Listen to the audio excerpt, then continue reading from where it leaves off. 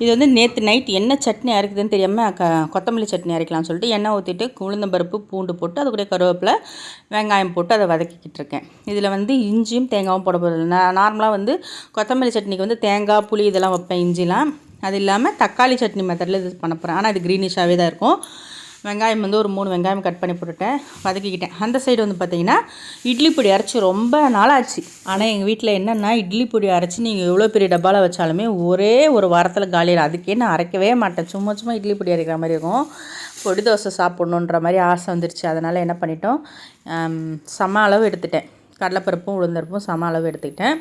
அதை போட்டு நல்லா அந்த பக்கம் வறுத்துக்கிட்டு இருந்தேன். இந்த சைடு வந்து பார்த்திங்கன்னா அந்த வெங்காயம் வதங்கினதுக்கப்புறமா தக்காளியும் பச்சை மிளகாவும் போட்டு வதக்கிக்கிறேன்.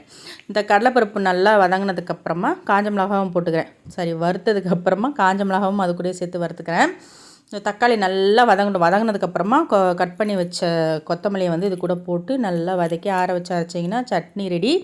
இந்த கடலைப்பருப்பு உளுந்தம்பருப்பு நம்ம இட்லி பொடி அரைக்கிறோம் இல்லையா, இதில் வந்து ஃபைனலாக வந்து உடச்சக்கல்லை சேர்த்துக்கோங்க.